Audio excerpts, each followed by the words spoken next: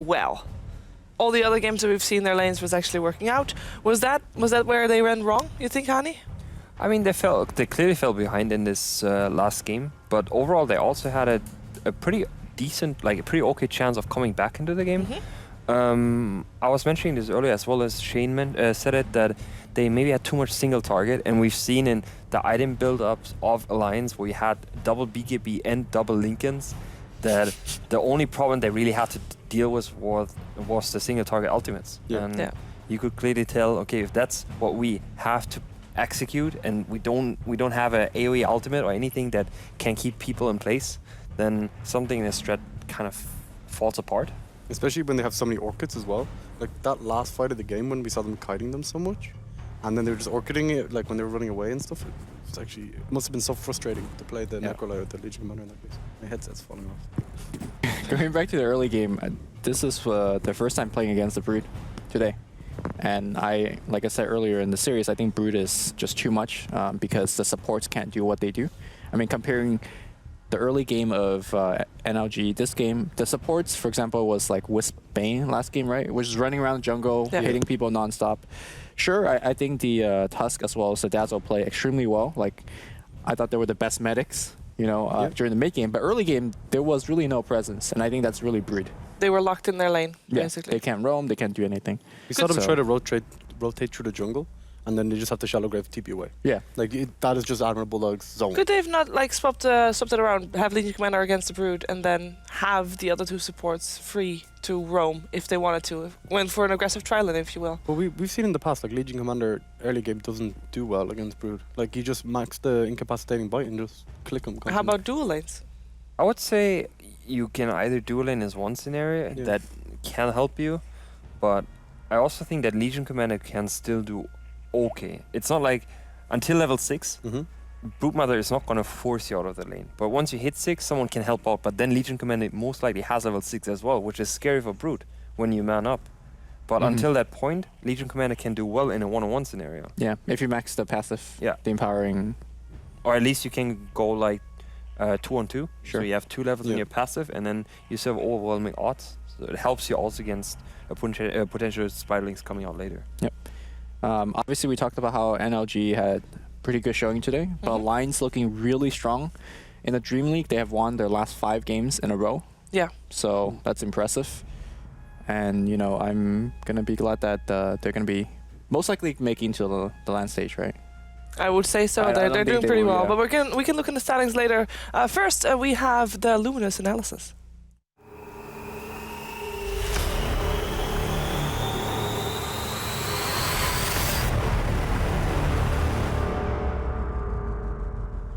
Well, it's the last replay of the day, so generally we would like to go for a little bit more of the fun replays. Okay. So let's look into the game and see that overwhelming odds is apparently really good against 1,000 sliders. People. So I actually want to see how much HP Ake drops to once he takes one of these, right? Oh, jeez. God. That's like a level 16 Lion AoE with Laguna Finger. Or that not is Laguna, crazy. Like Aghanim Finger, right? He actually didn't hit everyone. Yeah, he didn't hit Loda. He didn't hit Loda. What a misplay. That's crazy. That might have killed Ake if it hit Loda as well. Because it gives more damage from heroes. With the power shot that was coming in for sure. Yeah, he would have died. Yeah, it was just real lolsy, and they suddenly started to make comebacks. Does anyone know what happened with the snowball Fiend script? Was that a bug? I thought he just couldn't click it. I thought there were too many Spiderlings. There's so many things next to him. I don't think from the very beginning there was Spiderlings though. Or there was like there was a Necrobooks next to it. I think so, Necrobooks and Spiderlings. With the hitboxes maybe different than Hit Reborn. Yeah. It could be something to try out when at home. But for first, we have a chance to actually talk to Ake from Team Alliance.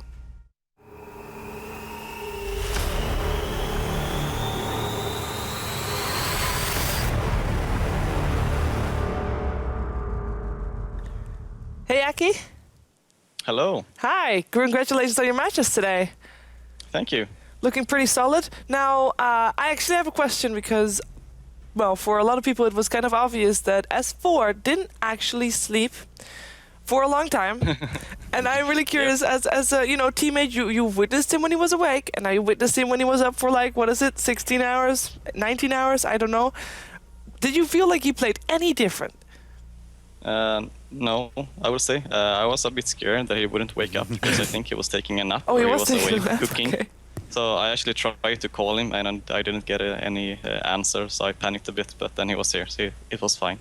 And you won both games, so obviously something went right there. Yeah. Pretty good. Yeah, it was good. Yeah. So okay, in the past you've been like one of the best Chen players in the world, and we're kind of starting to see a few teams maybe pick up Chen every now and then. Is there any chance we'll see the Ake Chen?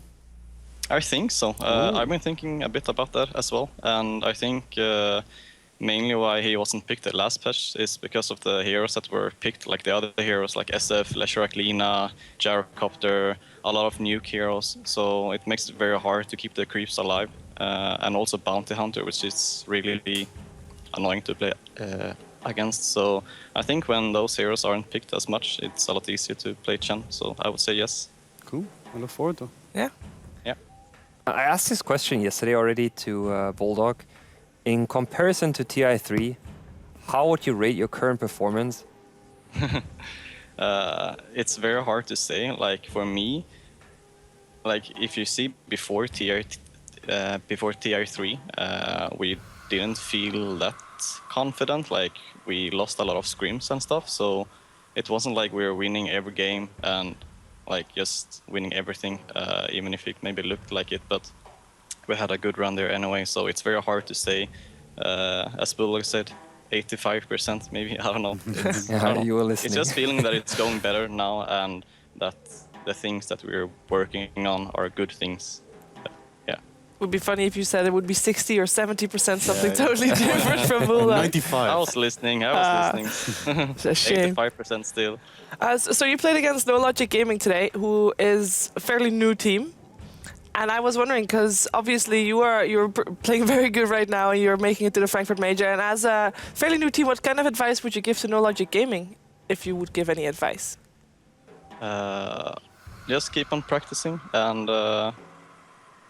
try to learn from your mistakes. It's not much to say, I guess. It's very different from team to team what you need to practice on, and you almost have to be in the team and talk to them and like be in the game and hear them speak and stuff to be able to know what they need to work on. I think they play good and they beat Empire 2-0, right? They did, yeah. So they are on the right way, the right track. Yeah. You are, of course, also on the right track to continuing your dominant run here in the ASUS ROG DreamLeague. Thank you for taking your time to talk to us, and we'll see you next time. Thank you. Bye-bye. Bye-bye. Thank you. And that, of course, was Ake from Team Alliance. And with Alliance also having played their series, we can take a look at the standings and see how the teams are doing right now, as Alliance are actually dominating the board. They have, as Lumi pointed out, 5 wins in a row here. And they're just looking really strong. They only have 4 more series to play. And with those 4 series, regardless of if they lose all their series right now, they'll still end above Empire. Is that... I mean, that's something...